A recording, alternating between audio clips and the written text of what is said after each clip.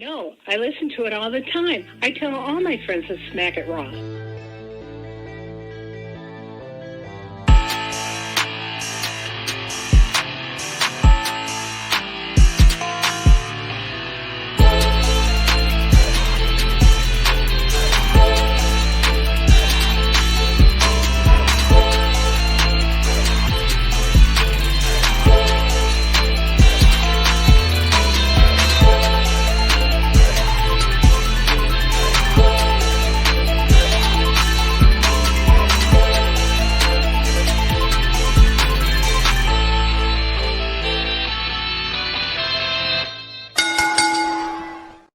Following podcast contains mature content. The views and opinions expressed by the host are not necessarily those of the host. Listener discretion is advised.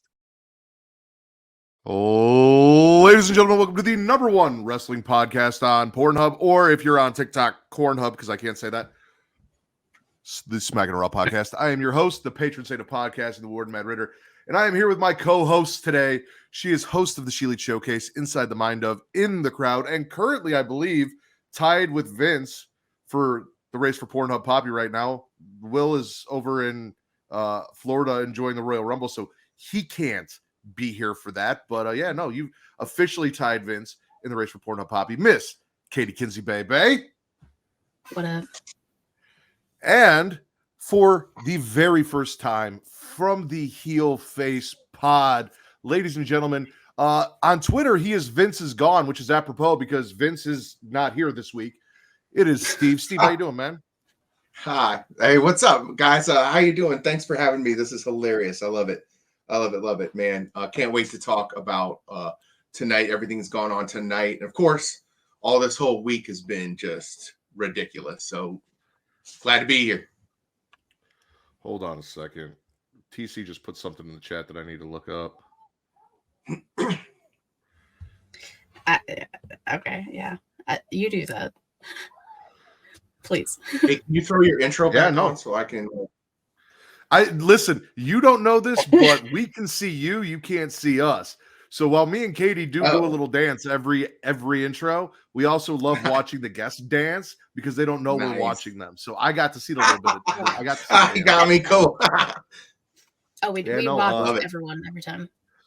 Rest in peace, Jessie Jane passed away January 24th, 2024. You may know her from the acclaimed pornographic film Pirates, as well as a lot of other pornographic films. So rest in peace to adult film actress Jessie Jane. But wow, if you guys are watching us, I want to thank you. We're here to talk Royal Rumble. We're here to talk the week in wrestling. And if you are watching us live, you guys can check us out on twitch.tv/Creation World, where Katie, do you want to do it this time? What? This Twitch spiel. I do it every week. You want to do it this week? Amazon and all that? I get, even though I have to do it on my own show too. Okay, I got it then. If you're watching us live on Twitch, you can subscribe. If you have Amazon Prime, you have Prime Gaming, which gets you a free subscription every month. Link your Twitch account to your Prime Gaming account, and then go on your computer, and it'll allow you to use that free subscription to support your favorite podcasters, whether it is us here at Smackin It Raw, our friends like Katie over at the She Elite Showcase, or Will Gray over at Botch Spots and Chair Shots. Now, Steve, you're not on Twitch, correct? No, I'm not. I'm not part of the I was cool going to say, yet. most of the new stuff that I've seen from you, I was only able to find on Facebook. Yeah. So all of us old people are still clinging to Facebook. So, I think I actually got StreamYard recently. I'm thinking about jumping on here too. I've been podcasting for a while. I just haven't gotten off of gotten off of Facebook. Thinking about maybe even going to Rumble a little bit too. Who knows? We're live on Facebook at facebook.com/Creation World because we're not the old generation, but we're in that middle generation where we're still kind of old, but then we also dabble in the new shit. So you've got that. And we've got youtube.com/Creation World, where it is free to like, to subscribe, to comment. Katie, what does that do? Boost the algorithm, helps find new listeners. And why would I want to find new listeners, Katie? Because you're a whore, man. That is correct, ladies and gentlemen. I am a whore for your views, for your listens, for your likes, for your comments, for your entertainment. I will do just about anything. That is why we are here. So please give us those views, give us those likes, give us those comments, check us out. And if you do that, I also want to watch you flick that bean. Hit that notification bell up top. Get notified every time we go live, whether it's Monday through Friday for the Creation Conversation, every Saturday, 11 p.m. Central, midnight Eastern, for Smackin It Raw, and every other Sunday, including next Sunday, for Getting Offed. All right, Katie. Katie and I talked a little bit before the show. There's a bit of news that dropped this week. We don't want to get too deep into it. We want to give people a place to enjoy this show and have a good time watching it without getting into a lot of the sad, dark negativity of the news that dropped this week. So I'm going to say a piece. I'm going to give Katie and Steve a chance to say anything that they might want to add on, and then we're just going to move on from that and any other news Katie may have. Vince McMahon was sued by a woman that used to work for him. There are allegations that though he stepped down from the board of directors over at TKO, he is denying. Should these allegations be true, they are sick, they are disgusting, and they are awful. And if they are true, then he and anyone else involved needs to be prosecuted to the fullest extent of the law for committing these crimes. We obviously don't want to sit here and accuse someone of being guilty before proven guilty, but we also don't want to victim blame. And I hate to say it this way, but if you look back, Vince has kind of painted a character of himself that supports a lot of these claims throughout history with the stuff he's done on TV and WWE that doesn't really look great, even though it's kayfabe. It doesn't look great for him. So if he did this, I hope he is held to the fullest extent of the law and justice is paid for Miss Grant. Steve, Katie, got anything to add to that? Oh, I was going to go ahead. Okay. I have not been defending Vince at all. If you'd like to, you could go on to Spotify and look for a Heel and Face podcast. Go back to some of my older podcasts. I basically just have been lambasting Vince for a while. And I'm not trying to get on some superiority high horse or whatever. I really tried to give when he first retired, I kind of tried to give him a very even-handed review of, hey, he did a lot of great things for professional wrestling. Hey, he brought it to another level. Hey, he is ruining it by his own hand. But what his actions are indefensible and incorrigible. And as someone who actually has worked with victims of SA in the past, I used to teach at a school of victims, and I'm not expert at it. There's some other deeper things that I could totally analyze about Vince McMahon, the person that, I'm not saying I'm an expert, but fit a very particular type. But the only thing I will say is that, the tragedy of what went on, and in dealing with people who've are victims of assault, it's just so tragic and disgusting. And to see that this poor woman, and multiple women for that matter, because this isn't the first report. I don't think this woman was even victim zero. I think this is probably one of many or multiple that we'll probably hear about more and more as this drags on. But to think that people's lives are completely ruined. This woman, Janelle Grant, has suffered a post-traumatic stress disorder out of this.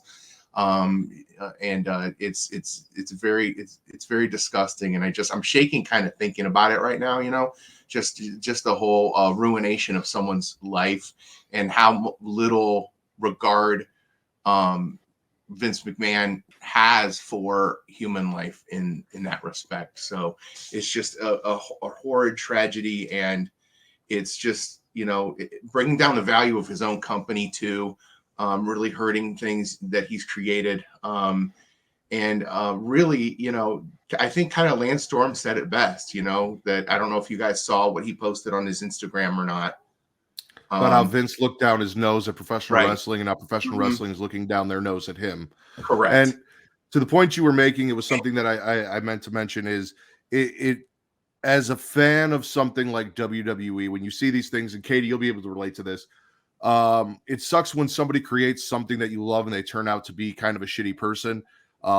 Like J.K. Rowling and her stance on trans and gay people when it comes to how much we love Harry Potter, a sheer thing that we love that was created by somebody that we don't necessarily agree with a lot of their beliefs and a lot of the things they've said and their actions and things they've done. Obviously, this is a whole different level of disgusting and awfulness. But also in the same vein of somebody created something that we love and they turned out they fucking suck as a person. So I can see what's going on over there. So we are going to move on. Oh, no. I have one thing to fucking say. Okay. Vince McMahon, John Laurinaitis, and everyone involved can go straight to fucking hell. But lower than hell if it's possible. Because that shit was heinous.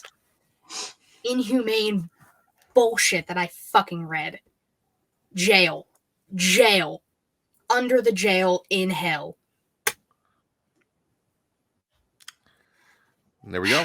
Do you have anything else in news and rumors? There's no way to transition out of that. So no. The only other things that really nothing really. So I saw somebody describe it like this. It's basically like a sandwich that they did. You had good news, Raw moving to Netflix January 2025. You had the shitty news that Vince is a piece of fucking shit, and we all knew it, and now there's more evidence of it. And then you get more good news that Dwayne "The Rock" Johnson is now on the board of TKO, Endeavor, or whatever you want to call it. Yeah. Sandwich of shit they do. And if you think about it long and hard about stuff in the past, they do this shit every fucking time. But now I'm on news releases and then slightly good news. Yeah. Stuff like that. Y'all ain't fucking slick. I see you. But that's literally all I fucking had. Yeah, Dwayne got but this time they couldn't avoid it this time. And you know, it depresses me because it's exactly it. It's like a little bit of good, a little bit of bad, and it cancels out. And I've seen a lot of memes go around about I'm not letting a guy I used to do this podcast with was like, I'm not gonna let Vince ruin my enjoyment of WrestleMania. And like the little bit of there is some kind of hope coming out of this. Obviously TKO couldn't move forward anymore with Vince McMahon being a part of this, and that is his complete and full termination. I think this time it's going to stick now. The only thing he's got left is his stock options, and I'm pretty sure he's going to probably be forced out of that too. And as far as the positives, not only of The Rock kind of taking over and moving in, but also the fact that Triple H has been holding it down and holding it together, and really not only that, but really putting together solid products. I think that's kind of like the positive that's balancing it out. So I don't know. I don't want to try to apologize for a corporation that I've never met and only have a limited amount of stock in, but it seems like they're trying to.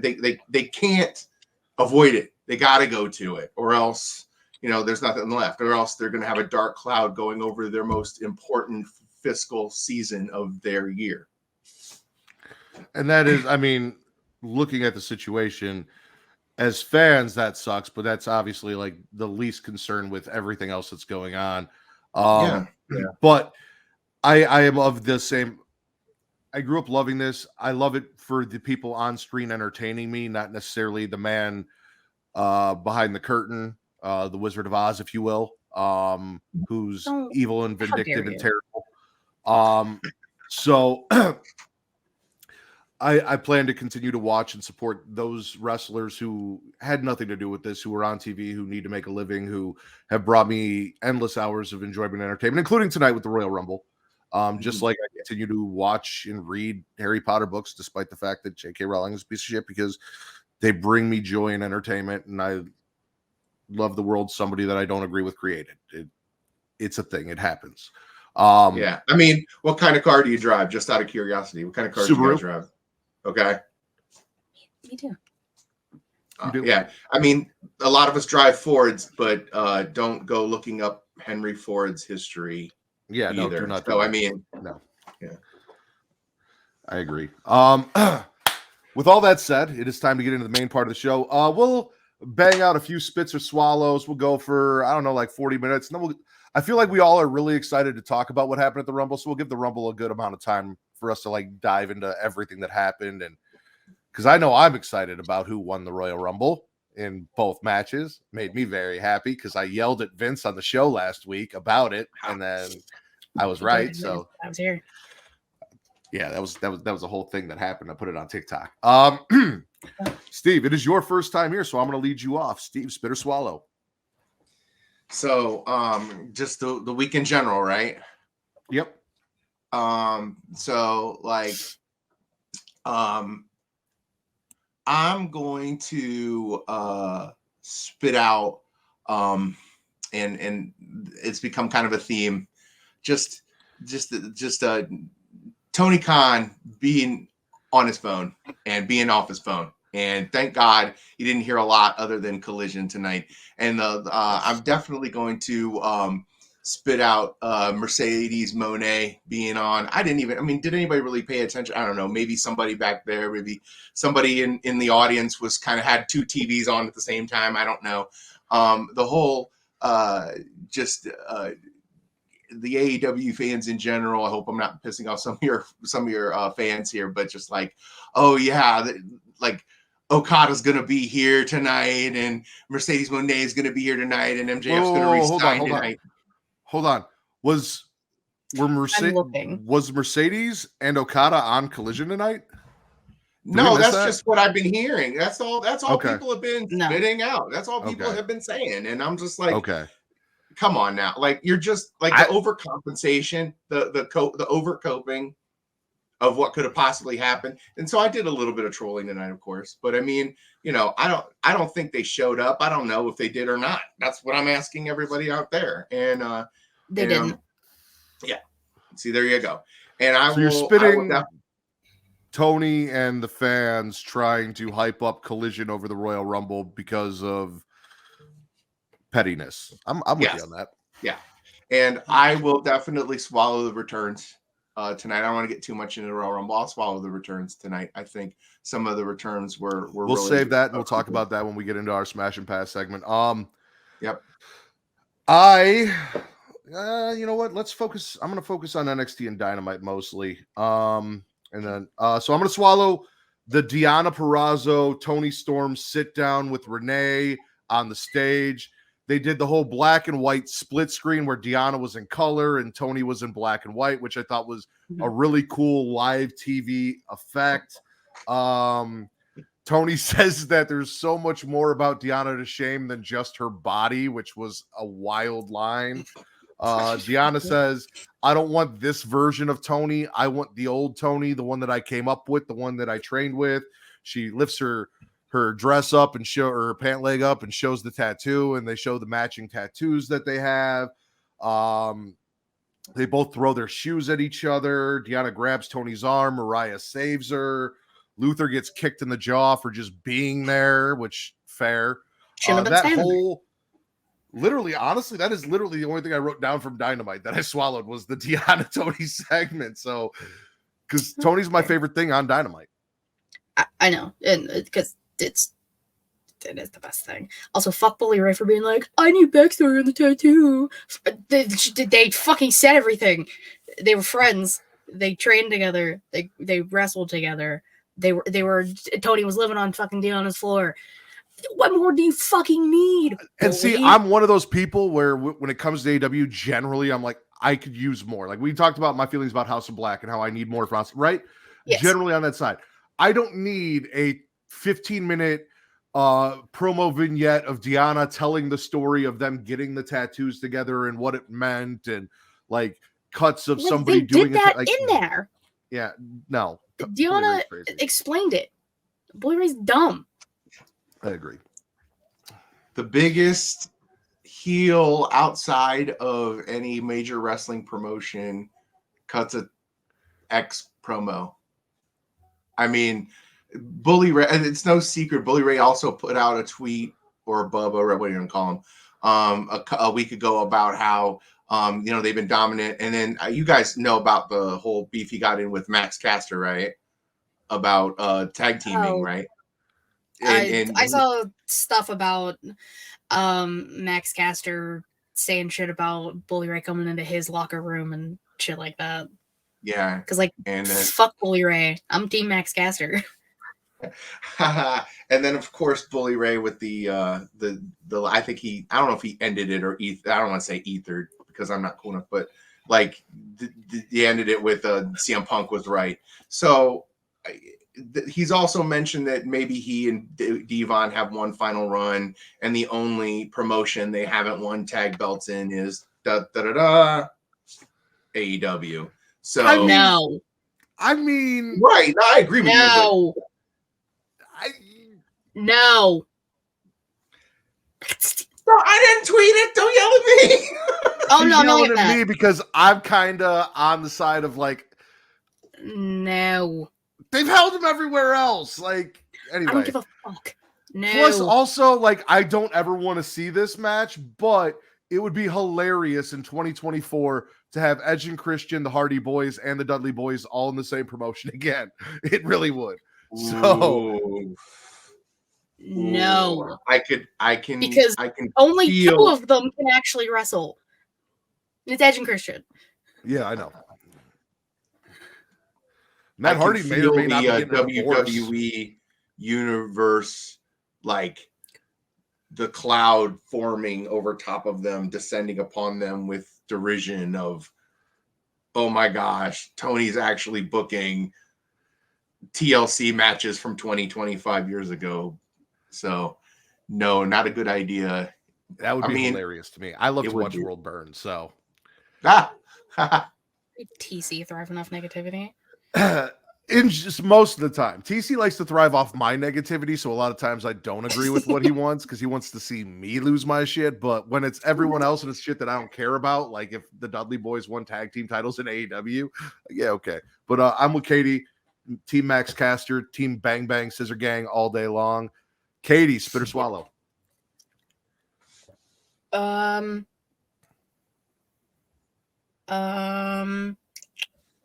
gonna go NXT. I'm gonna swallow.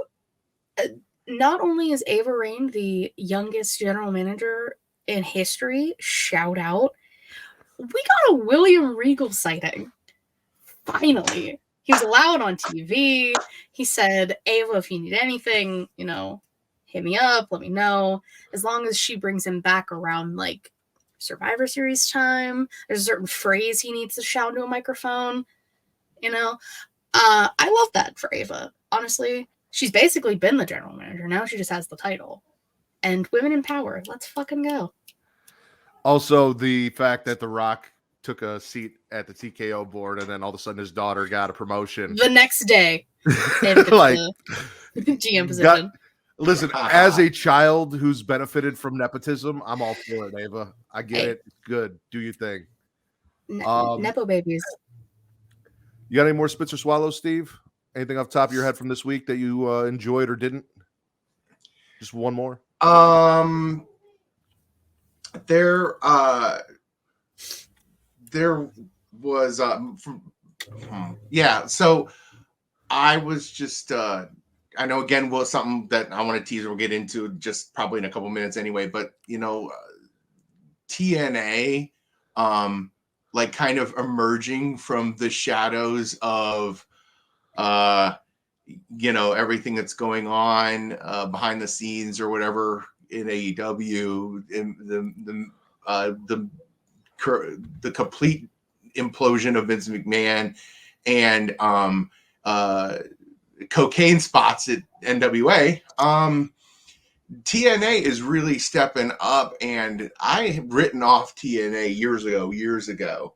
And then last March or whatever, I went to Against All Odds because it was here in Columbus, Ohio. And that was when I witnessed Alex Shelley win the belt for his first heavyweight championship ever. And it was freaking incredible. Like, it was amazing. The whole card was just the best. And my faith is restored in TNA, and to see like this new partnership coming on with Endeavor and other things that are happening with TNA right now, I feel like I'm definitely swallowing TNA right now. Definitely. Yeah, I mean, they did the name change. They dropped the new belts. There's some things we're going to talk about that happened tonight that may or may not. I'm assuming based on. We'll get into it, but well, let me TNA ask. Can I ask and the partnership? Yeah. Well, can I ask real quick? What do you guys think of the rebranding? Because I actually was a fan of Impact, the name, because it's more like compact. It kind of gives you an identity. TNA kind of sounds still a little cheesy to me, but what do you guys think? I mean, for me, wrestling has always been 3 letters: WWE, WCW, ECW, AEW, TNA. Like, that's the wrestling that I come from. That's what Give him a second. have 3 letters to their name. So yeah, wrestling companies have 3 letters to their name. That's what I grew up on. That's what I watched. So seeing them go back to TNA, which back to their roots, and the whole promo package they did to do it all, I was all for it. I'm down. That's kind of who they're known as. I feel like that change to Impact happened at a time where they were on obscure channels and only people who like really watched wrestling were even aware what Impact was. And if you came across it, people wouldn't know. But anyone who used to watch wrestling back in the early 2000s, who was aware of TNA and maybe getting back into wrestling or hears things, you know, with the current boom that we have going on, is going to be like, oh, TNA's still around. Oh, I can go watch it. Yeah. You know, like there's a bonus there, in my opinion. Okay. Yeah, I mean, I like TNA, the stuff that I've seen from when it was like originally TNA. I was into that shit. Like, and the Knockouts division being what it is, and starting like good women's divisions, and like the X division, I have no problem with them going back to it. They're basically just going back to their roots, but also revamping their roots. Like, they're going back to what made them them, but they're putting the new spin on it. Yeah. So you did Ava and Regal, so I'll knock that off my notes. I'm spitting OTM disrespecting Miss Rizzo, coming into the family's restaurant, trashing the restaurant. I don't know who the lady was with them, but she put hands on, you know, Rizzo. Jada Parker. Oh, that was Jada Parker? Yeah. Okay. So, yeah, no. Spitting all of this assault on my fellow Italians from Chicago and the nice things that they do for us, the family, cannot have that. However, they did take out OTM, help Dragon Lee get the win. Oba accepted Dragon Lee's challenge on NXT after the match. Rizzo came off the top rope. I'm spitting black wrestlers attacking Italians in an Italian restaurant. Yes, absolutely, 100%. I would also spit white wrestlers doing that. I'd spit Hispanic wrestlers doing that. I'd spit myself doing that. He would spit other Italians doing that. I would. You don't go into an Italian family restaurant and disrespect the family. That's not what you do. That's how you get whacked. Yeah, didn't anybody see Do the Right Thing? Come on now. See, exactly. Take your kneecaps off. Katie, spit or swallow? You know, I'm gonna swallow Santos finally going back to NXT's parking lot and picking up Elektra after leaving her there for a few years. You're gonna spit it. I know you are. I'm swallowing it because it gets Elektra more exposure, because obviously she's still got some shit with Lola, so it's not gonna. It's fine. She was gonna get back there with them anyways. It just took him a while. He had to go through his nice little phase of pretending to be a nice guy, and then he's like, "LOL, JK, I'm a piece of shit. I'll come back and get La Madrida." You know. I am swallowing the fact that Elektra Lopez isn't taking Lola Vice's shit on NXT after what happened, that she went out on the Supernova Sessions. there's a lot of this whole like in NXT for some reason. Oh, you're only famous for shaking your ass on Instagram, and that kind of is losing me a little bit because I hear it. I feel way too often against different people. Yeah. So, but going out there handling business. But then I was talking with somebody on Twitter. Am I supposed to root for Elektra as a baby face in NXT or boo her as a heel on SmackDown? The answer is yes. What tweener, daddy? Tweener. Yeah, because I don't know what she's doing. Like, yeah, you're going after Lola. Cool, I'm on your side. Babyface Elektra. Nope.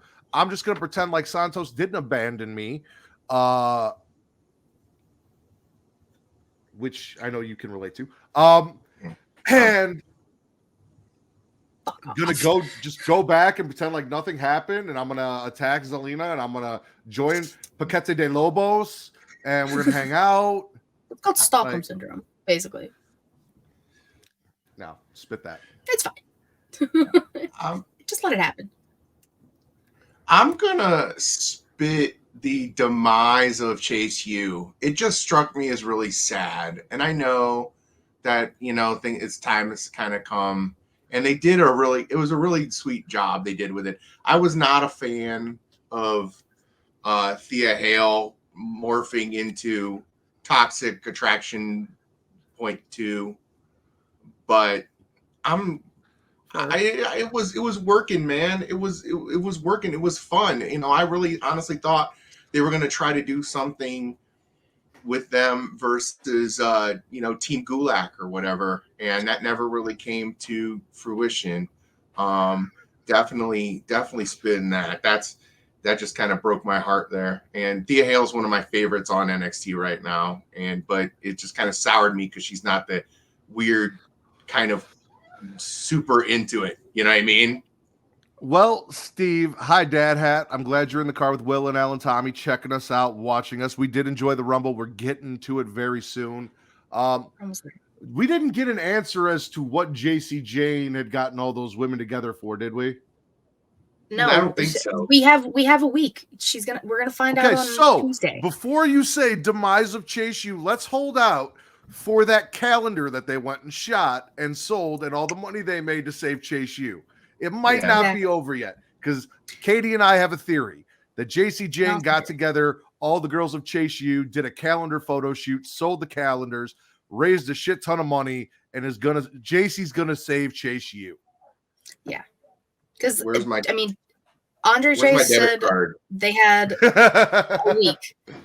Like next week, he has to say goodbye to everything, and he's gonna be in the ring. He's gonna be doing this passionate promo saying how much he loved Chase U, and JC Jane's gonna be like, bitch, and throw a bunch of money at him. And be like, Chase U saved. Unless, of course, Andre Chase then takes that money, gambles it away, and loses Chase U anyway. He's a degenerate gambler. And listen, well, it's okay. She'll make enough so we're like he can still save Chase U, and then there'll be some left over, and he can gamble with that. Fair.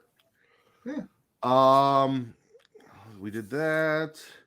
Oh. You know what? Let me look here. Anything really on Raw that I need to swallow? What was that? I'm sorry.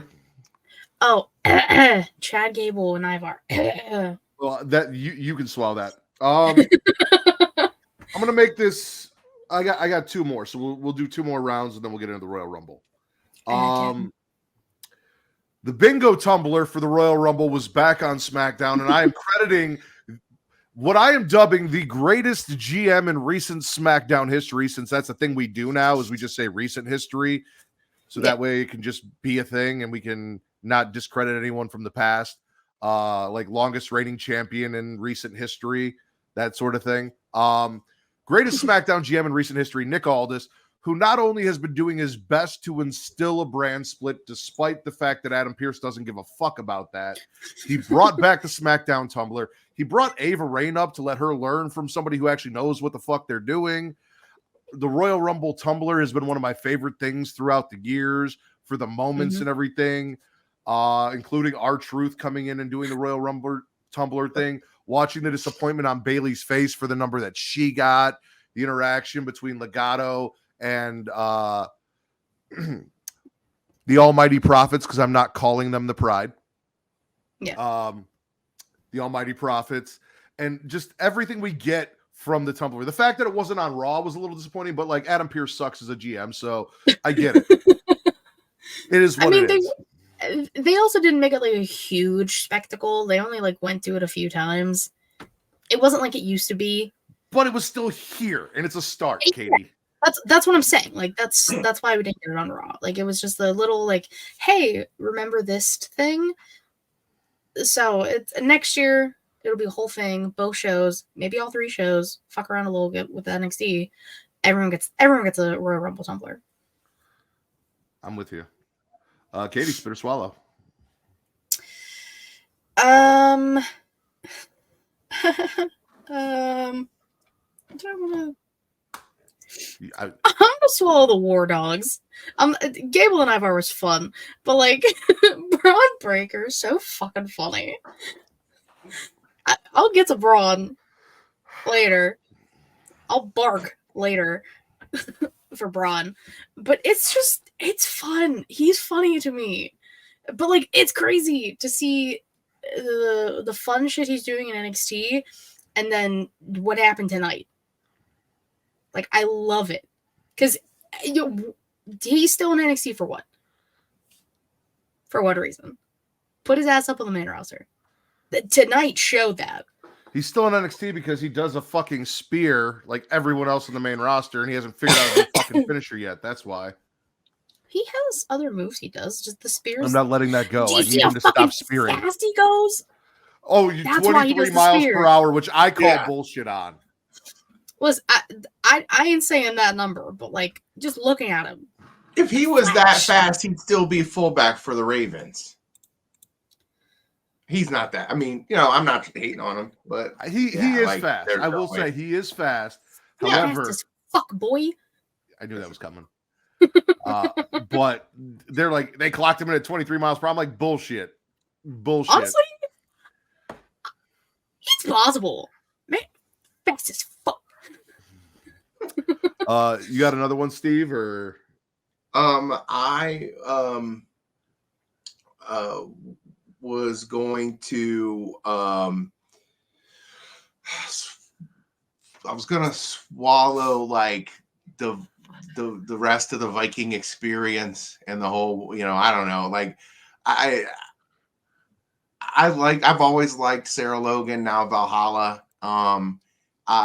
I don't know, just I don't know what they're trying to do. They're just trying to like be nice, I guess, and keep them kind of employed. But for a guy supposed to be kind of a bad ass, I mean, he's just kind of fallen into mid-card status, and especially going with the it's been fun, it's been entertaining against team Alpha and all that, but it's just, I don't know, just something's not hitting the way it should be on that show for them. And again, I know they're just kind of 9:15, 9:30 filler to hype people up before CM Punk confronts Cody Rhodes, all that, but it's not hitting for me. So I'm definitely gonna spit that, but I'm gonna swallow going to SmackDown. And I didn't catch last week, but the week before, old school WWE superstar promos.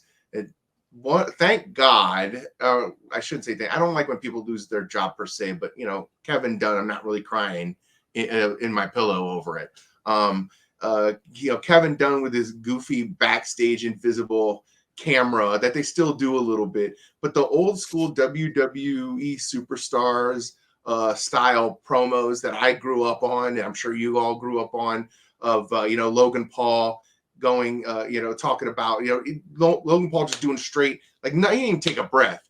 He did everything straight up for like a whole 3-minute promo on like Kevin Owens being trash, and then juxtaposing it with Kevin Owens talking about being a fighter and with my broken hand and all that stuff. So let's have more of those backstage WWE superstar from the 80s, 90s promos. That's what gets me into wrestling, man. That's what wrestling is. So yeah, you almost gave me you almost gave me a heart attack there, Steve, because when you started saying promos from old school WWE superstars, I thought you were about to come on my show and swallow Hulk Hogan.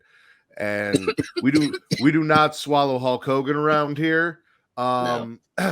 It's one of those things, kind of like what we talked about at the beginning of the show, where, in my personal opinion, no matter what you've accomplished in an industry, it doesn't overshadow the things you do in your personal life. And I thought, because Hogan was out there talking shit about maybe I got one more in me, and the only squared circle I need him to step in is the 9th circle of hell. That is the last squared circle I need that man to step in. That's the last place I want to see him. So I'm glad that wasn't where you were going. I'm with you on the superstar promos. 100%. Valhalla, listen, the Viking Raiders haven't been the Viking Raiders since they showed up to the main roster. I loved Eric and Ivar as the War Raiders down in NXT. We have not seen or gotten that. I think we kind of lost them once Ivar was making turkey legs floating through telekinesis and shit. That was kind of the end of what we loved about the War Raiders. So as TC calls Valhalla the Queen of Musty because she doesn't wear shoes, and bare feet wrestlers bother me. Bare feet wrestlers do bother me. She's a good old girl from Kentucky. Like, she's not gonna wear shoes. Like, that's not how that goes. But yeah, what's that? I need her to wear shoes. I just need her to wear shoes. I need everyone to wear shoes. There was Vinny Rue doesn't want her to shave at all. So, you got both sides of it with her. There is that. Yes, because I have agendas to push, ladies and gentlemen, and I'm continuing this. While I am happy for the Kabuki Warriors, I'm spitting the Kabuki Warriors winning the tag team titles because I need the Unholy Union, Isla Dawn and Alba Fire, as our champions. We did the story about how they cursed those belts, and then we never followed up on it, and I am not okay with that. The only people holding those titles to break the curse should have been the witches who cursed the titles in the first place. I get where we're going. I see why we did this. I understand that maybe in their mind, the Bailey story is slightly more important than my agenda to have Isla and Alba hold those tag team titles, but this is my show and it's my agenda, our agenda. That is correct, Katie, our agenda. And it's our show. So that's what's more important around here. Yeah, because it's also just some bullshit, from when Kaden and Katana, who rightfully so, one of the best tag teams that the division has, beat the Unholy Union, my witches, in such quick fashion was kind of bullshit, just to set up for the Kabuki Warriors, which again, but we get it. Everyone in Damage Control has gold. Dakota's not allowed to wrestle because she's still injured, but I see what they're doing, but whatever. Well, they were on borrowed time No, they're fine. They were on borrowed time with Chelsea Green, and understandably so. They just wanted to basically give her a belt, because she's been injured a lot, and honestly, she did deserve it. So it wasn't like it wasn't deserved, but that I love the idea of the story continuity of the belts being cursed, and the fact that they want, or they're using the women's tag belts to be a hot tag says a couple of things. A hot belt says a couple of things to me. One is they should have never differentiated and kept the NXT Women's Tag Championship alive. And B, just like Ari Emanuel kind of hinted a couple of weeks ago or whatever, he would actually like to see more belts in the WWE. And I've always been a proponent of, if you're going to have a legit women's division, you should have the mirror belt for every belt you have. If you have a U.S. championship, you should have a women's U.S. championship. If you have an intercontinental belt, you should have a women's intercontinental belt. And if you're going to have two sets of tag team belts for both brands that are probably not going to exist anymore, they're probably going to eventually merge them back again because they never know what to do because WWE hates tag teams, then you should have legit tag team belts for women's SmackDown and women's Raw as well. Well, I mean, the old guard hated tag teams. I've had a lot of hope that since that's kind of changed, we would split those tag team belts back up and get them off the Judgment Day, and we'd have a set on Raw and a set on SmackDown. And for whatever reason, it's the one set of belts they haven't done anything with.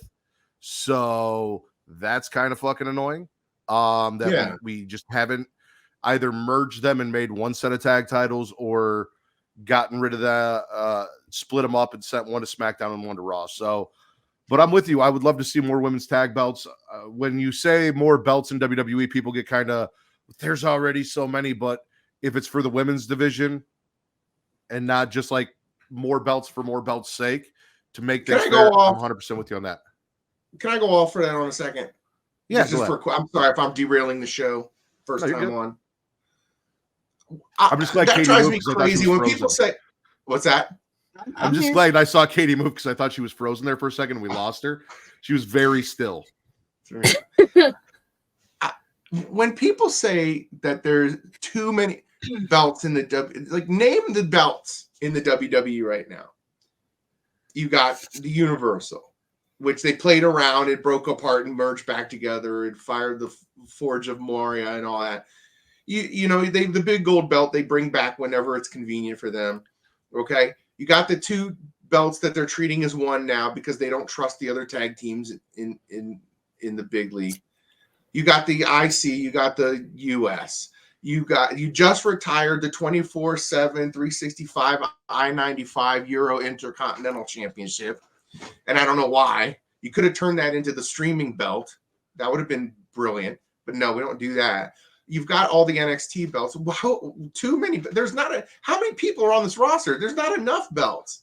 You got to try to keep people happy. And if you're talking about being, synergistic, which I heard a rumor that they're going to start, that there's something going on in California next week or in a couple weeks that UFC and WWE are going to do a live event or something. But that's wild. But if you're going to mirror and synergize with other companies that you're underneath the umbrella of, the UFC has 7 divisions. Like the UFC has weight divisions for every club, just like in boxing, and no UFC fans aren't sick of all they're not saying, oh, the UFC has too many belts. UFC fans complain about the interim stuff a lot, but they don't complain about the weight divisions. Same thing with the women's division. The women's division has 3 or 4 belts in UFC. No one's complaining about the UFC not having enough belts, but the WWE, for some reason, there's 100 wrestlers on the roster. About 1/3 of them they seriously do something with, and there's too many belts. Impossible. Well, impossible. And see that's very important because I've kind of advocated now that they're bringing the rankings back in AEW that they need to have rankings for each division. TNT, All Atlantic, blah, blah, blah. And I think that's where there aren't weight divisions in WWE, so anyone can really go and hold any title. And I think maybe that's where, and as Will said, WWE is a predetermined sport that can decide if they have the belts versus them competing in a weight class for it. But if they used weight classes in that system, as Will said, if they had weight classes, then yeah, I could justify that. But if it's just a bunch of belts that anyone can take at any time, I think that's where the difference is and where people get kind of, if you're going to do it, you have to have it make sense. So yeah, if you had a cruiserweight division and a cruiserweight belt, reasons like that, absolutely. But you'd have to do divisions, a light heavyweight, a welterweight, stuff like that. Triple H used weight classes and it was a shit show. Well, you have to learn how to do it right too. You have to find a way to make it pre or post Conan. Was Conan involved? I got my last one, and then I'll let Katie do hers because I know she wanted to say something about Chad Gable, and then we'll run the ads, and then we'll get into the Royal Rumble.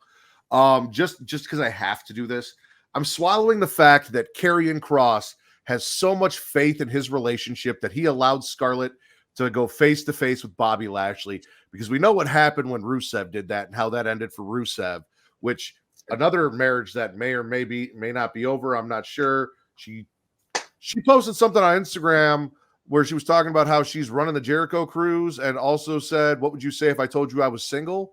So yeah, CJ Perry, what the fuck? I saw on Instagram, like, out of nowhere. Oh, whatever. I can't. I listen, I love CJ Perry, so Well, I love CJ Perry, but like, bitch, relax. But anyway, we saw what happened with Lana and Bobby. The last man in the WWE I'm letting my wife go one-on-one in the ring with is Bobby Lashley. And Karrion said, fuck it, I got faith in this relationship. Go in there and get him.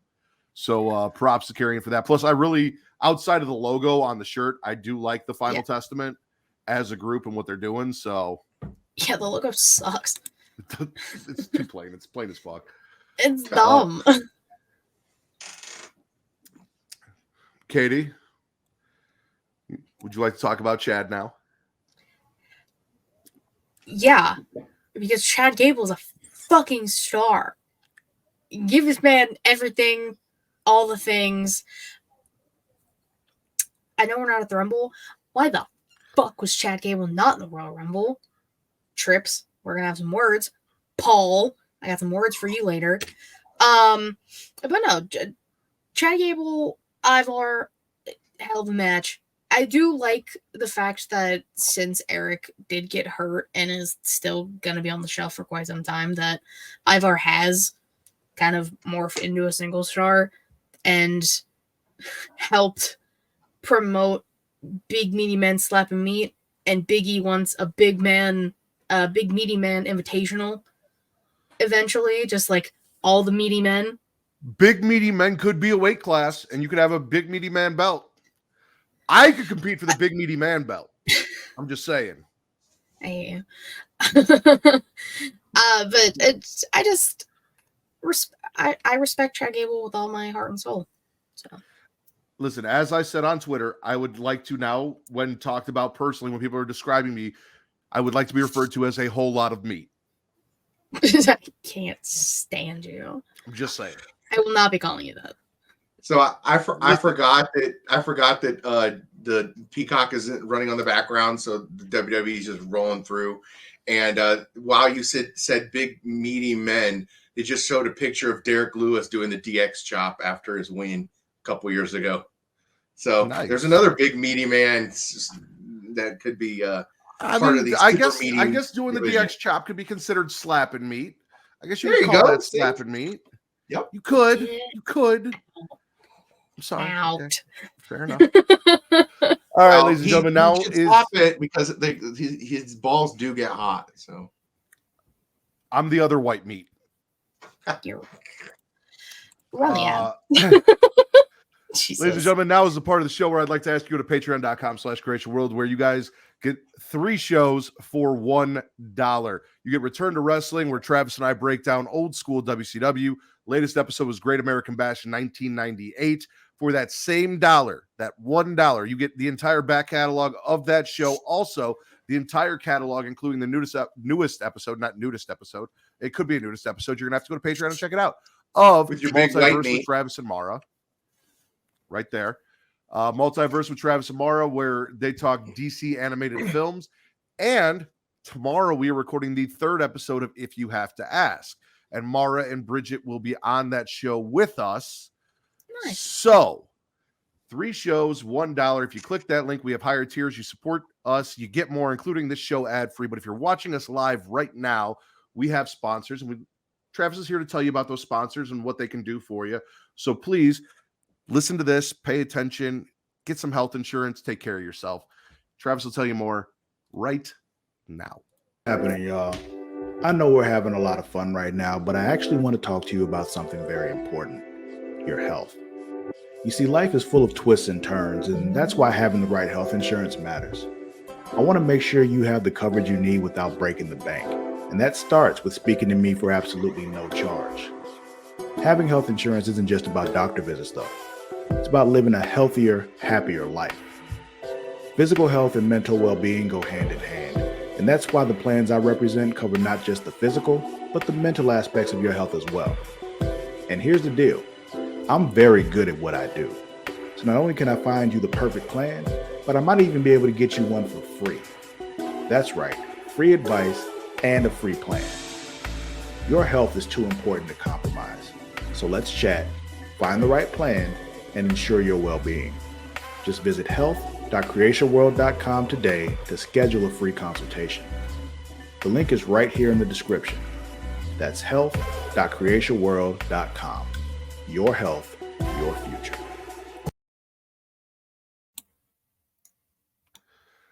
I'm also very good at what I do, unless it's turning off the ad and getting back to the show, because I was looking at something and completely got distracted and heard Travis stop talking. I was like, oh shit.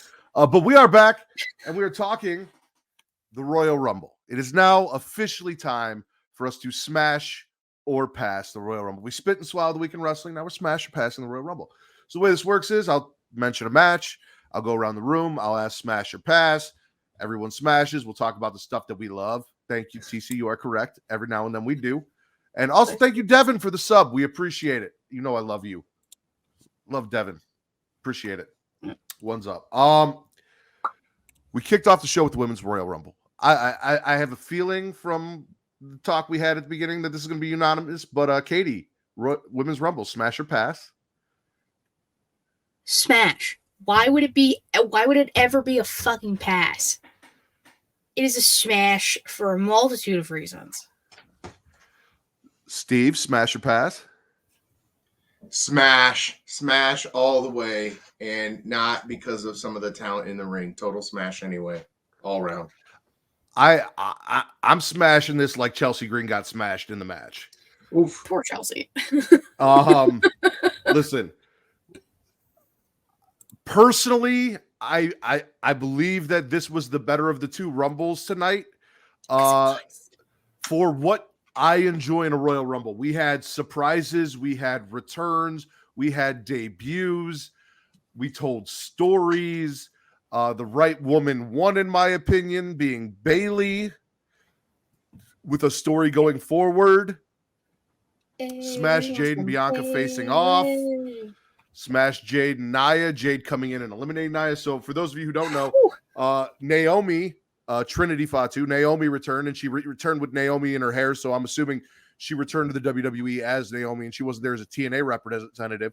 And the reason I have to assume that is because also, as a TNA representative, who, as far as I know, has no ties to WWE previously, unlike Mickie James, who came in, knockout champion Jordan Grace. Which I said on She Elite, I was like, oh, well, like, it's because Savannah and I were bullshitting about surprises, and I was like, oh, well, like, maybe Jordan Grace will show up, not actually expecting her to fucking show up. I was shocked. Color me surprised. Spitting all of it. Listen, you can call me out all you want, Will. I acknowledge that you were one of 5 people watching TNA. I think it's really cool that they dropped someone from TNA in the Royal Rumble that, again, unlike Mickie James, wasn't affiliated. JJ Bayley won. Bayley won the Rumble. So now 3 of the 4 horsewomen have officially won a Royal Rumble. TC and Will are the only TNA watchers you know. That's not true. Our boys over at Powerbomb Jutsu are big TNA watchers, and I know you know them, Dom and Daryl. So yeah, they also watch TNA. So they're the only ones that really talk about TNA when they come on. Hey, Naomi returned. Like I said, I went to Against All Odds last year, and I gave up TNA on TNA completely. Really, the only wrestler I was paying attention to seriously in TNA at the time was no, don't stand corrected. I mean, you wouldn't never know. No, he stands corrected about people that he knows that watch TNA. That's what he meant. Oh, okay. All right. Yeah. Like I was only following Josh Alexander, really, because that was the only and maybe Sami Callihan with the whole Violence by Design thing. So I really wasn't like following, you know. But I mean, just they're really stepping up and they're really filling this void, and it's awesome. And you know, the parts are putting together. You can't tell me that 2-3 months ago, after this whole big thing, and Scott D'Amore has this huge promo in the ring or whatever, that magically, of all places, TNA makes a deal with a distribution of their pay-per-views with Endeavor. And now all of the sudden, and by the way, Dixie Carter, who stooged off the return match for CM Punk or whatever by taking pictures with Bruce backstage. You can't tell me that now all of a sudden, magically, we're starting to see TNA as a presence in WWE. It's the second year in a row that the Knockouts champion was a participant in the Royal Rumble. The buzz was huge about it. He totally smashing because whoever played Triple H or whatever, like within the first 5 minutes, we got Triple H hyping up the show, Naomi returning, Jordan Grace showing up, Michael Cole mentioning that she was the TNA Knockouts champion. All that transpired within the first 5 minutes of the show. Like, let's fucking go here. Like, what are we doing? Like, we're completely like. I really thought we were going to get some TNA stuff in the men's rumble, and we did not. So I was a little disappointed by that. I thought we were going to go a little farther. But not only did we get Naomi, not only did we get Jordan Grace, Roxanne Perez from NXT came up, did her thing. Second year in a row, I believe. Yep.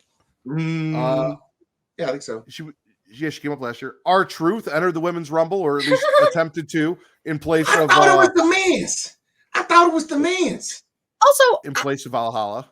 I had a question about Truth. When he opened his number and he was like, do I have to quarantine? We all assumed it was like a 19 or like a 20. I don't understand how we got that in the 24. Because he was 24 in the men's and he came out in the 24th spot for Valhalla. It's like, I have questions for you, Truth. But like, I love you anyways. Okay. Jade made her debut. Finally. Yeah, she did. Everyone, all the people that want to shit on WWE kept saying, oh, Jade got hired and they never put her on TV. They dropped the ball with Jade, this and that. She has been working out. She has been working on her in-ring, getting ready for this moment right here where she showed up. She eliminated Nia Jax, stood toe-to-toe with Bianca Belair, had a damn good showing. Like, Naomi came in and listen, I can't even say it. Everything against Natalya Neidhart. Naomi came in ready to fucking work. She had been working with that TNA women's division, and Natty could not keep up with Naomi, and it kind of was rough the beginning of that match. It was, and I put that all on Natalya, 100%. I love that she is a legacy. However, she is not the best Neidhart. Again, it goes Jenny, Jim, Natty. Facts. TC posed a good question. How is Nia able to legally steal Truth's number and enter the men's rumble, but Truth can't enter the women's rumble? That is a very good. I mean, Santina Marella. We ain't gotta talk about that. No. Hold on. No. No. It's because Adam Pearce is a bad GM, and Adam Pearce shut that shit down. That's why we talked about this. Adam Pearce came out. He's like, no, Truth. Get out of here. Valhalla, get in there. And then his girl got eliminated anyway. So his participant from Raw that he made get in the ring got eliminated. And she was mad at Truth. She should have been mad at Adam. Yeah. True. What else even happened? Hashtag she doesn't count. The damage control stuff was smart. Having Asuka come out and Bayley being like kind of surprised. Bayley was like, hold the fuck up. Like, I thought I had this. You have the tag titles. What the fuck is this? But then Kyrie coming out not too long after, a little bit of damage control business being handled. And then Asuka and Kyrie didn't seem like too upset that they were eliminated and Bayley was stuck in there by herself. Definitely didn't stick around to help. Right. Nah, shady shit. She did ask about the plan. She did say to the camera, I thought we had the plan. What's the plan? So yeah. I thought everyone kept saying that. I thought she said, I thought you guys had a plan. Like, because again, she seemed confused as to why Asuka was even out there in the first fucking place. I think she was supposed to be the only entrant, and I think Damage Control was supposed to be there to keep her in the Rumble and help her win. And then they showed up, and she's like, what the fuck's going on? And this is all going to lead to Bayley and Io at Mania. At WrestleMania for the title. Tiffany Stratton showed up in the Rumble. Maxine Dupree tried to wrestle. She did her best. She tried really hard. The moment was a little too big for her. Look, she's really gotten really good and she's got a lot better, and I just just she got eat up by the moment. I don't know if it was intentional with the way she was like trying to do the moves and then they weren't working, or could have been a combination of both. We'll never know. Because it seemed like a comedy spot, so then I gave it that. Like I'm like, okay, it's a comedy spot. She was in there for a comedy spot. All right, cool. But also, it looked like she was supposed to be like an airplane thing. spin into a head scissors takeover, right? It was supposed to be, but that's not what we got. That's not what it was. Yeah. But like we got Liv coming back at number 30. Liv came back at number 30. I was like, oh man, who the fuck's gonna be number 30 again? Deep down, deep down, I wanted AJ Lee for reasons because my heart. And I was like, oh, maybe we got like a Trish or a Elite Air type of shit. I forgot Liv was like supposed to come back soon. So I was like, oh shit, it's Liv Morgan. So like I was kind of surprised. But like that last grouping of women and like the picture that's been like posted all over Twitter already after Bailey wins, it's like on the outside is Liv, Jade, Tiffany, and Bianca. That's a fucking group of women right there. Mm-hmm. Like I love it. Listen, my wife loves Liv Morgan. When that music hit and Liv came out, she goes, "Oh, what's up, Smokey?" And I completely forgot about that. And then I remembered, and I'm like, "Well, listen, like, is it really that bad?" Because like my wife smokes. I'm like, "Is it really that bad if you're injured and you're doing it? Like, if you're not back on the active roster yet, is it really that big a deal?" I know you got in trouble for it, but like, I feel like if you're injured, you're off, you're not actively wrestling, you should be all right. She's fine. I missed Liv. I didn't realize how much I missed Liv until I got her back in the ring and she's doing Liv Morgan things. And I'm like, this feels good again. I missed this. Everyone wants Rhea and Becky at Mania. And I've been saying from the jump, I want Liv to be the one to take the title off of Rhea. Liv was also the last person to pin Rhea Ripley, if everyone remembers. I just want to know if she drove to the arena or not tonight. That's all I want to know. I'm surprised if she did, as Will said, they don't test, so we'll see. Shout out. Men's Fatal 4-Way. Roman versus the Initials. LA, RKO, and AJ. I need them to start a faction now. Katie, smash your pass. Are you smashing the Initials? I'm smashing the Initials. Smashing the Initials. That's amazing. Steve, smash your pass. Fatal 4-Way. Smash. I don't want to. Okay, so I don't want to fully say smash, but there wasn't really anything too wrong with it. It was just you're gonna get some of the purists out there gonna be like, why is the World Heavyweight Championship match in the middle of two Royal Rumble matches and blah blah? Because the Rumbles have to start the show and end the show. That's just how that. No, I understand. Goes. No. But there's a lot of people that say, well, the champ should be on last. The champ should be on last. No. It got. Let's put it this way: smash because it got better at the end, and the psychology in the middle of the match was excellent. Okay. So, I also thought it was weird that they went on second. I at least thought they were going to do third. Logan first, and then that, and then the men's rumble. That did throw me. I am there, but I mean, I'm kind of back and forth because I'm kind of with Pretty Kyle from the Apron Bump, who said that was a great 4-way. Because it was a fun 4-way. It was a fun 4-way. However, it's also the same old shit with Roman that we see all of the time. Solo came up and saved his ass. Roman goes in and he gets the win. And we did get whatever this version of AJ is, angry emo AJ, who's just mad at the world and wants to beat up everybody, especially it's not LA. A phase, Mom. It's a phase. It's not a phase. Randy dropping everybody with RKOs, almost getting that pin. That beautiful RKO to Roman. RKO out of the Superman punch. Yeah. I said to my buddy texting that like that RKO onto Roman is going to like pop the shit out of the crowd, and sure enough, it did. I mean, it was big enough when he hit it on like AJ and LA Knight. The blunt force trauma that that Knight hit early, I was like, oh shit, like fuck, like oh they actually, and then of course kicked out. But it's like the when they started putting the psychology of it, of everybody kind of sneaking in there, starting to sneak in their finishers and really set it up for, hey, this could possibly, I mean, that's kind of what you want in a fatal four-way, right? If you know that what the outcome is going to be, at least you want to make everybody look good and look strong. So I liked the middle of it is where I really grabbed my attention. Because you knew they were going to gang up on Roman Reigns in the beginning, right? That's what they did. It was basically 3-on-1 for the first 3 minutes of the match. I kind of enjoyed having LA and Randy stacked on top of each other, and then Roman catching that phenomenal forearm.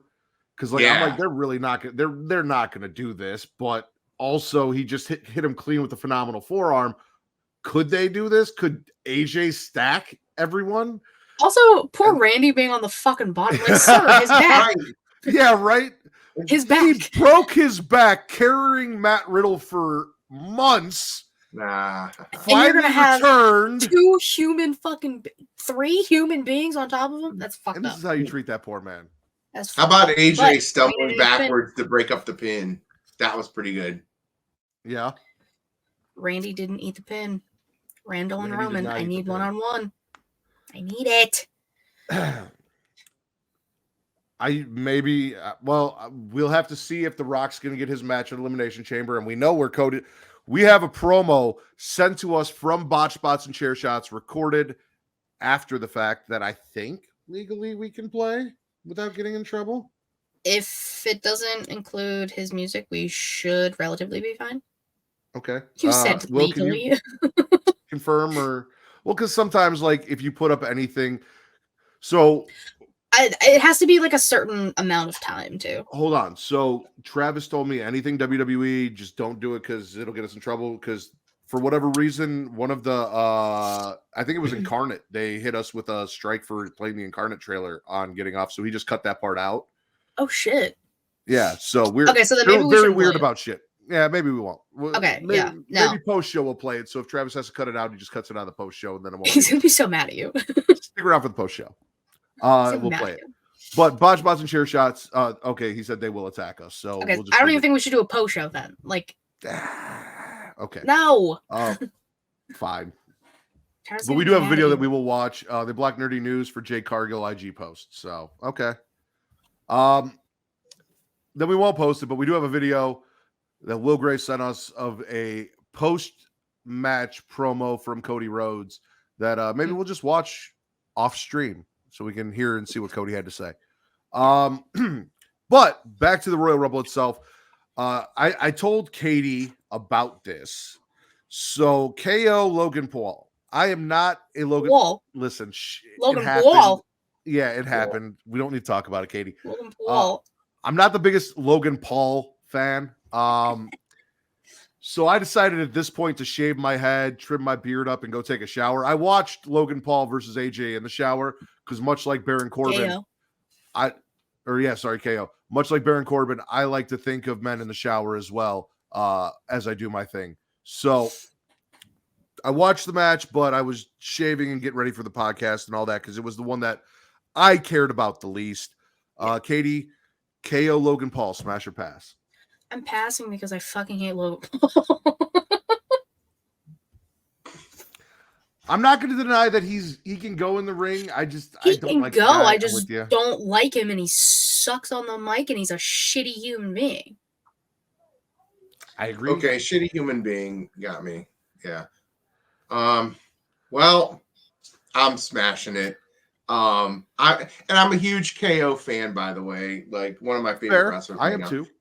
And he's always been one of my favorite wrestlers. So, even in his ROH days and whatnot. So, I hate to say it, but I'm gonna be that guy. Logan Paul in the short span of time that he has been a professional, like for real, dedicating time to it. He's more talented than probably 2/3 of pro wrestlers that are out there right now.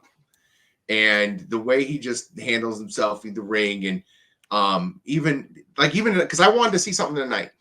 You know, he's been put with the high flyers. He's been put with the high profile guys. Like his two biggest matches so far in the WWE, other than making appearances and being with the Miz or whatever, have been Roman Reigns, who you knew, which was a phenomenal match and gave us that great meme flying through the air. And then, his feuds with Ricochet were on point. So he's been, with athletic guys, and he's done the high spots and all that stuff. But I wanted to see him with an all-out brawler. Like I wanted to see him with somebody like Kevin Owens, who is great technically in the ring, who's just a fighter, he can like be unpredictable and brawl outside the ring, brawl in the stands or whatever. And look, because that's the mark of how good you are as a wrestler, right? Like you could do all the stuff in the ring and you could do whatever, but if you can't improvise and you lose it, if you lose the plot, so to speak, in the match, then your flaws are obviously multiplied. Well, I saw Kevin Owens taking Logan Paul around and doing what he had to do as a brawler, and Logan hung with it. Unwrapping Kevin's hand, brilliant move, throwing Kevin's hand up against the ring post, up against the mat and stuff. Classic wrestling moves that we all anticipate always happening. I thought it was a pretty great match. I could probably agree with you that I don't really care for like the hoo-ha at the end, but hey, the match, the end itself, I thought was pretty creative too, considering most of the time we've been getting just win or loss and win or loss, right? So I had to smash it. Listen, again, I'm on the side of I don't like him as a person. I won't disagree with the talent that he has in the ring. I'm not surprised. Him and his brother have basically built an entire reputation around the fact that they pretend to fight and pretend that they're really good fighters. So WWE should be natural for him. I think his promos recently have been kind of weak. I think he's been failing a little bit there.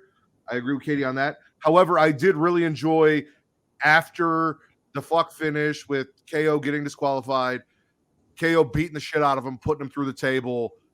That I enjoy. That was fun for me. Yeah. But again, see, that's the thing. I think we just don't like Logan, so it's hard for us to get behind a lot of what he does. Because I love KO. I'm with you. I fucking love KO. I really do. Yeah. So it's and I could do without it. I get the Grayson Waller Austin Theory run in. I could do without it though, but at least it was the vehicle to get KO the brass knucks. So how many annoying white people can we stick together? Like Austin Theory, Grayson Waller, now Logan Paul, they're going to be together. Annoying frat boy faction. Like, sure. I don't want to see that. That's definitely the name. The influencers. There you go. You're welcome. Also, I was all about his in-ring work at first. Now, a year later, his mic work is exposed, and he just does the same stuff every match. Which, I mean, that's a WWE thing. I mean, John Cena built a 10-year career around doing the same thing every match and blew up. Hulk Hogan did the same thing every match, and even though I hate him and I don't think he's a great wrestler, it skyrocketed professional wrestling in the 80s to heights, blah, blah, blah, blah, whatever. So doing the same thing is kind of the WWE style. I think that's why a lot of people left and went to AEW, was so that they could not do that and they could do different shit. Because you get your Baron Corbins and your like Dean Ambrose, Jon Moxley. He had his set moves and he would do them, and he'd do them in a certain order, and you'd see it and you knew what was coming. You know, it's just kind of what WWE does. It's their style. So I can't knock them for that. Logan Paul's an insufferable douche on this podcast. He's an insufferable douche in the WWE ring. He's just a piece of shit of a human being, like I said. He's being himself. And I can't. Yeah. Men's Royal Rumble. Katie, smash or pass? Oh, I'm smashing because somebody's finishing their fucking story at WrestleMania in my presence. Whoa! Coterie Rhodes, you're going to finish that goddamn story, sir. And I'm going to be sobbing when you finally fucking do. Our friends over at Young King Wrestling have said that this is a boring route to go. I saw a lot of people saying Cody, he came in at 30 and he won too easy last year, so he's got to start at 1. I didn't want to see that. I'm glad they brought him in at 15. Like I said, I yelled at Vince last week because for me, for this to make sense, for Cody to challenge the champion on SmackDown, he needed to win the Rumble. You can't take guys from Raw and throw them in an Elimination Chamber match to compete for a SmackDown championship. It doesn't make sense. Even though there's not really a brand split, it still just doesn't make sense to me. Sorry. Go ahead, Katie. I hurt you. No, Also, Devin. Devin, no. Devin, I'm not trying Your to boy fight is you. done at WrestleMania. Listen, it's over. I love you. You put your ones up. Your boy is done. Done If at I Mania. swear to God, if Roman Reigns walks out of WrestleMania with that title, somebody in the arena is catching hands. I don't know who yet, but somebody Just gonna will. punch the person next to her. Whoever's I next put to up me is with- getting sucker punched. I put up with that. Oh, I hope it's not me because I got tickets too. I put up with that bullshit last year, and I'm not fucking paying $3,000 for a hotel room in my 2-day tickets for that bullshit to happen again. I That agree. will be the last penny I ever spend on WWE. I promise you. If that shit happens again.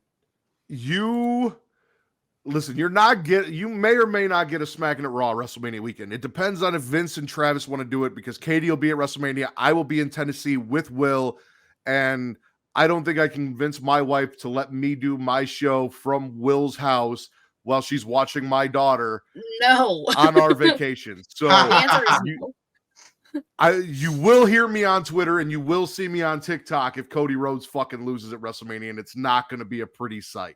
No. Oh, y'all already know how that vlog is gonna go if Cody. This fucking man loses. right here has only cried from one WrestleMania. This might make 2, and this would be tears of anger and frustration. Devin's all in on the Tribal Chief. That's his forever champion. But we kicked off the Men's Royal Rumble with Jimmy and Jay. Katie, you smashed, right? Steve, you smashed? Yep. I'm smashing as well. Cody won. That's what I wanted. That's what I yelled at Vince about. I said it needed to happen. Jimmy and Jay, first time face-to-face since Jimmy screwed Jay out of beating Roman Reigns for that belt. If Cody loses, I'll fight Sean. fight full. Ha! God damn it. I understood that reference. I hate how good that was. I hate you. Andrade El Idolo returns. Oh. The only real, not even surprised because everyone talked about it and said it was probably gonna happen, but the only real kind of surprise you get coming back to a huge pop, surprisingly. I was not expecting Andrade to get the reaction that he got. Why is he so big? Everybody's coming back big as fuck, Katie. He stood in that ring and I was like a little caught back because I was like, you didn't look like that a month ago in AEW. The fuck? Listen, you think that Charlotte got that far in her rehab by not doing leg presses outside of the Instagram videos? Listen. What do you think she's pressing with those legs? Andrade. just like lifting her. It's he's huge. He's like Larry the Lobster. Also, just Santos saying, Escobar. I'm just saying they're doing a lot with stem cell research in other countries, and that's all I'm going to say about that. Well, I mean, AJ came back big as fuck. Randy came back big as fuck. It's 2020. Well, I guess that was 2023 technically, but we'll say 2024 is a year of coming back big as fuck. Also, Jack looking like a snake. Santos just walked up to Andrade like, "Hey, what's up, Picato de Lobo, ¿Qué pasa? Wolfpack LWO?" And Andrade was not about Paquete de Lobos, like was not having the Wolfpack LWO deal, was not about it. So he said, "Yo, fuck you guys." Yeah. Other surprises, Carmelo Hayes, which not really surprised because he's been all over NXT and SmackDown, but I know that made Katie happy. Also, real good showing for Carmelo. I'll let you guys talk about it. Braun Breaker. That's what I needed. I post the same GIF every time Braun Breaker wrestles. And shout out to Jaylan for always liking it, retweeting it. Braun eliminated not only Finn Balor, I'm pretty sure he eliminated Jimmy, one of the Usos, I think. Jimmy. He eliminated an Uso.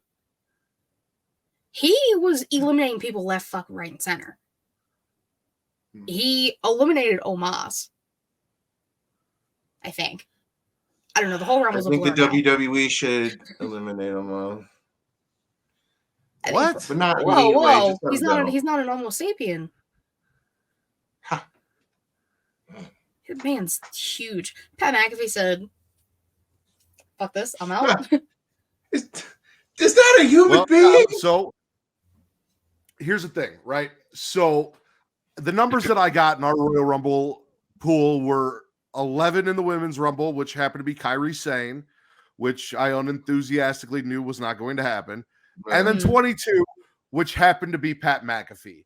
And Pat McAfee, as I put in the chat and I put on Twitter, Drew carried himself out of the Royal Rumble. Because if you remember, Drew Carey saw Kane, said, "Fuck this," threw money at him, and eliminated himself. Yeah. Pat teased us at first, came back in and said, "Nope, no, you know what? I'm going to get out." And then we had to listen to Michael Cole brag about how he's still the longest lasting commentator in a Royal Rumble because Pat only lasted 38 seconds. Shut up, Cole. The whole thing was so funny. I wasn't expecting Pat to, like, be in the Rumble. But, like, I'm not necessarily mad about it because it gave me some chuckles while everyone was kind of. It gave us a break from Braun spearing everybody in half and throwing people around and and like Omos being a gigantic human being. It was fun. There was nothing wrong with it. Pat McAfee filled in for another wrestler that was supposed to be there apparently, but which is fine. I mean, with everything going on and them deciding not to bring that wrestler in because of the stuff we talked about at the beginning of the show. Right. I love Pat. Pat's a fine fill-in.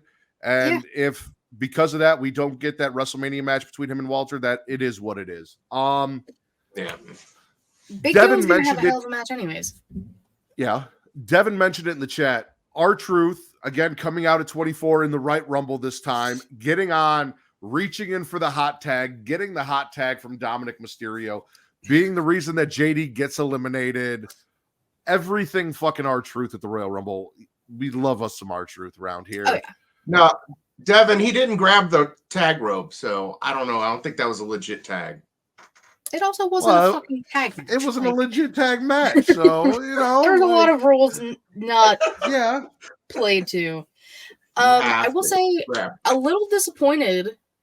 I got no Kofi Kingston spot from the men or the women. Spot. I didn't get a Kofi Kingston type spot from any Rumble. We almost got one from Kyrie, but she couldn't hold on. I don't know if that was intentional or not. That was insane, by the way. That was crazy. Painful looking, which immediately Xavier Woods put up her on the train from Spider-Man 2. Yeah. Trying to, love it. No, but I was a little disappointed because I had Kofi. I know you did. Honestly, when Kofi's music hit, I thought we might get that Big E, and I wanted Big E so bad. We didn't. Instead, we got Ricochet, who I forgot worked for WWE. Oh yeah, because he was concussed.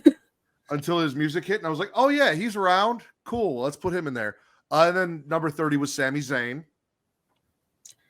Yeah, I was like, counting down, I was like, okay, well, the people who are left, that leaves like 2 spots, and then it was like Ricochet, and I was like, oh, okay. And then I was like, well, who could number 30 be? Sheamus, Biggie, perhaps. And I was like, oh fuck, I forgot Sami Zayn had time off.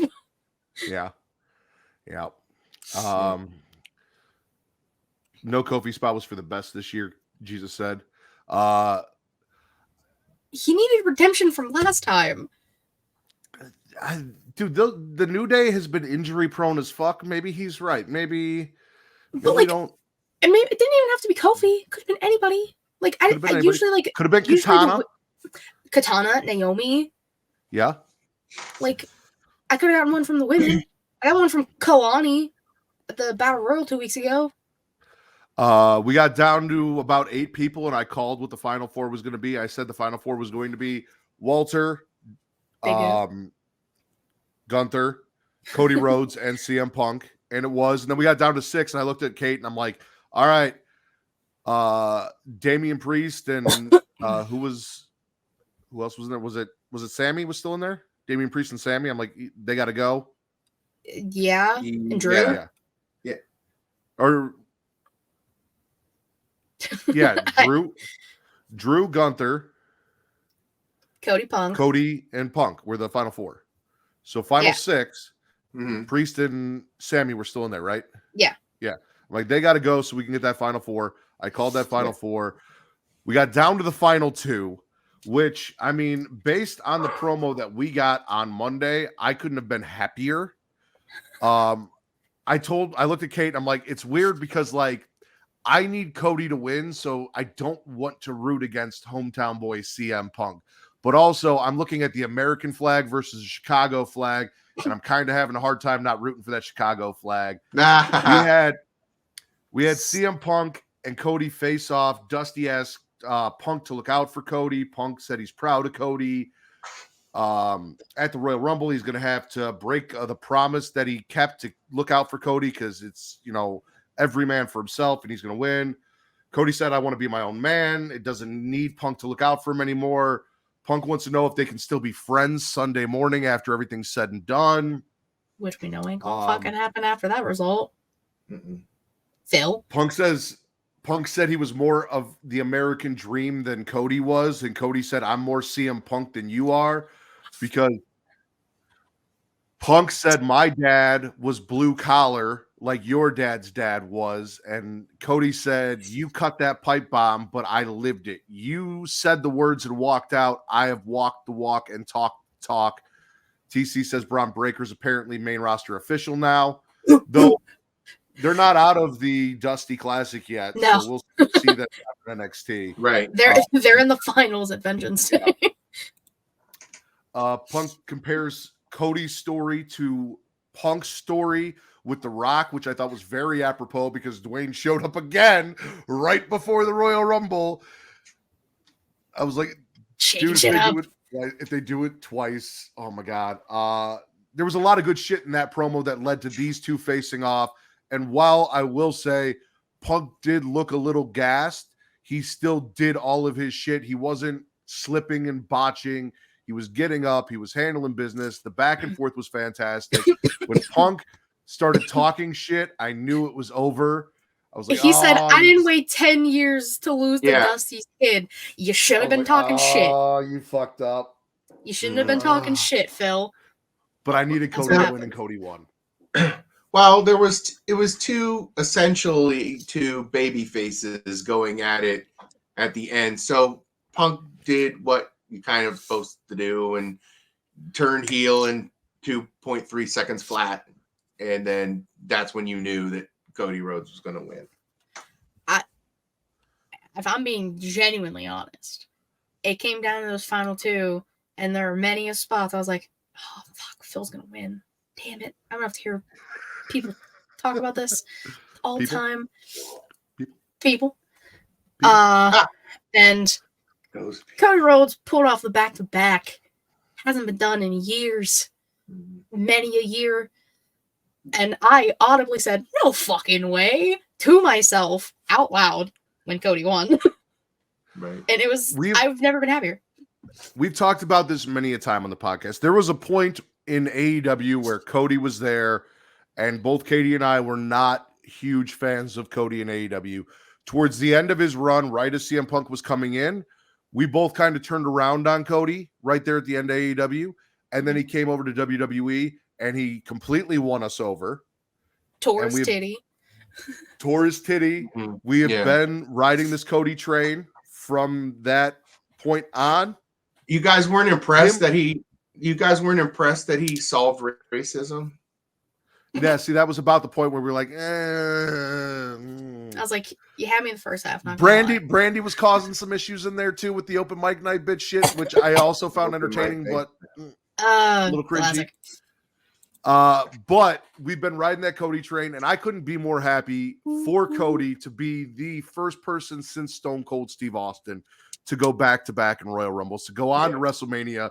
And sorry, Devin, but to end the reign of the Tribal Chief, to finish his story, to hold that belt up high and make my fucking birthday weekend, because my birthday is Friday before WrestleMania. That's true. This is a true ultimate statement. birthday gift is getting what I've been asking for a year now and watching Cody hold that belt up. Something that should have happened. And honestly, as much as I do love Cody, a lot of it is for the legacy of the Rhodes family. I would really like to see someone in that family win that major title in WWE. Dusty never did it. Dustin never did it. I'd like to see Cody do what his brother and father couldn't for the legacy of that family, and have someone in that family finally become WWE Universal at this point, but heavyweight champion in WWE. Hold the main title in WWE. Homelander's going to be champion in 69 days. Kang. Yeah. Kang the Conqueror. Do you care which belt it is? No, it has to be Roman's. I do. It has to be. I figured. Because there's something out there that they might switch it, that it might go Cody Seth, or if I've heard, I know this is crazy, I've heard they hot shot CM Punk to Seth's belt, and then Cody and CM Punk at WrestleMania, and then I don't know what the hell they would do with Seth then, unless he's that injured. Well, I mean, it doesn't seem like he's that injured, so it is a pretty serious injury, and he's not probably going to be wrestling like a ton or at all until Mania. Right. I've seen Dusty hold a version of the belt that Seth currently holds. I've never seen a Rhodes family member hold the WWE Championship, because essentially that World Heavyweight title is the big gold, is the WCW. It's that lineage, right? They brought the WCW title over when they bought WCW. It went away. They brought it back as the World Heavyweight title. It was still that WCW Championship, renamed and rebranded as the WWE. It's still that lineage. Dusty is part of that lineage.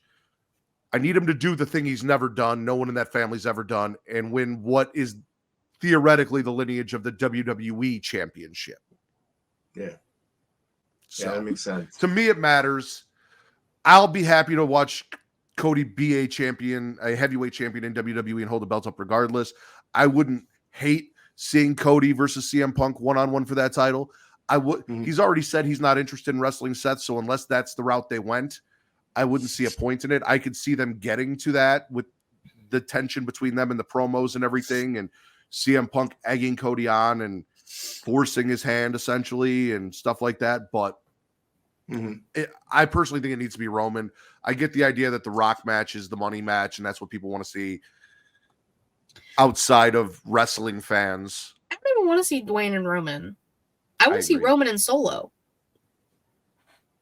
Fair. That's what I want to see. Who surprisingly was not in the Rumble tonight. Well, no, it's because he had to he's in the defend Roman's honor. Yeah. I mean, you could defend Roman's honor and then come out. Well, no, Paul Heyman said, Jimmy, you have to go into the Rumble. You have to prove yourself as the Tribal Chief. You have to win and then go after Seth's title. True. And what happened? He didn't win. Speaking of Paul Heyman, because I didn't mention this and I meant to, and I put it on Twitter. That man has S-tier facials. All right. bad. Nobody gives better facials than Paul Heyman. Hands down, period. Watching that man ringside freak out at everything that may or may not end Roman's streak. The phenomenal forearm, the RKO. Nobody gives better facials than Paul Heyman. That soundbite right there. There you go, folks. That's Take that and right run. there. I think we can all agree the Royal Rumble is our favorite show we watched this week. Yes. Yeah. Same. All right. Steve, thank you for joining us. Please tell everyone where they can find you and your show and the content that you produce. Oh my God, what a blast it was to be here tonight. I'm just goose pimples now, just, talking about all this stuff. You can find me on Facebook or really on all my social medias at the Heel and Face Podcast. So that's where my main page, or that's where my main area I operate out of. I'm with a couple of different networks too. I'm with Heel Turn Wrestling, which we have a huge following on Facebook there. So if you go to Facebook and not only look up Heel and Face Podcast, but you can look up Heel Turn Wrestling at HT Wrestling 316. We do a lot of tongue-in-cheek kind of dark humor memes there too. And then I'm also hooking up with the guys at Snapmare Productions and To the Turnbuckle, and you can find me there at Snapmare Productions on Facebook too. I know it's operate a lot out of Facebook, but if you just feel, just go to Heel and Face Podcast on Facebook, and it's the logo with the angel wings and the devil wings. You got me, and then you could just go from there to the other places too. Heel and Face Podcast, and I'm also on Spotify as well. So you can check out. He's on Spotify, and also, like he said, all social medias. You guys can follow him on Twitter. That's how him and I first communicated and how we hooked this up. I threw it out in the ether. I'm like, does anyone want to come collaborate? And you were one of the first people to reach out and be like, I want to be on your show. And I really do appreciate that. I love the fact that we have created something that other content creators want to come on and be a part of. So thank you for coming on and being a part of this with us. Katie, as if they don't know at this point, because as you said in your interview with Adam Bernard, that people more associate you with this show than they do yours. If they want to see what Katie can do without me, which is far better than what she does with me, where can they find that stuff? Well, thank you. You can follow me on Twitter at KatieRasmus13, Linktree, I'm about to take all things She Leads Showcase, twitch.tv/She Showcase, and youtube.com/She Showcase, typically Thursday, 6 p.m. Eastern-ish. Sometimes it's like closer to 6:30. That's fine. Like Matt said, latest Inside the Mind of with Adam Bernard, who was at the Rumble, doing all the media stuff. Shout out to him for being there with all of the friends. Hell of a conversation. He's so fun to talk to. So if you want to check that out, you can. It's on YouTube, Spotify, everything. Patreon.com/She Showcase. I was gonna try and do something this month. I ran out of time. But I do have ideas for story times that I will be sharing with Matt after the fact to get his opinions. So those will be coming out soon too. So stay tuned. There we go. Because everyone's here, TC, if you're interested, I might be available tomorrow. I don't know when my mom and dad are bringing Zoe back because we dropped her off so that we could enjoy the Rumble and not be interrupted by putting her down and her waking up and coming out 20 million times and blah, blah, blah. We're like, hey, mom, dad, you want to have a sleepover? So I drove Zoe up there and dropped her off. So some point tomorrow she'll come back, but depending on when she comes back, I might be free for Young Kings Wrestling. You guys should go check out Young Kings Wrestling. We love TC and Reek, our boys over Young Kings Wrestling. So go check them out at YK Wrestling on Instagram and X and everywhere that you guys can find podcasts. Get Yo Podcast, who is in the building. Our boy Vince is part of the Get Yo Podcast. He was on the episode that dropped this week, even though he didn't make it to our show. He made it to their show. But we love Justin. We love Vince. Benji, if he ever comes back, go check out Get Yo Podcast. Again, Twitter, everything at Get Yo Podcast. Go check out the Tribal Chief, Devin, so you can watch him cry when Roman Reigns finally loses at WrestleMania, but also all the content he produces over there. He's on Twitch. He's on Twitter. He's on everything. You guys can check them out.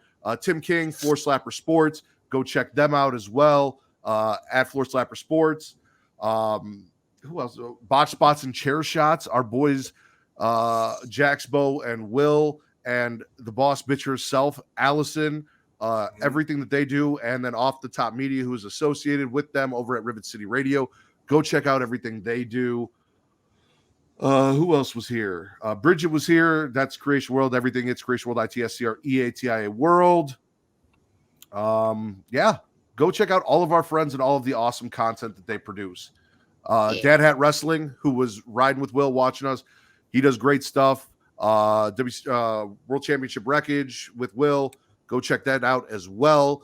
If you like what me and Travis do, you'll love what they do. And as for me, you guys can follow me on Twitter at Matt Ritter, MATTRIDDER, and at Getting Off, Matt Ritter, for your wrestling content, Getting Off for your horror movie content. You guys can follow me on all other social medias, whether it is TikTok, Instagram, Blue Sky, or Threads at Smackin It Raw. I may have dropped a TikTok yesterday with a special filter promoting our show and what we do here and where you guys can find us. So go check that out on TikTok. Give that a like. I would appreciate it.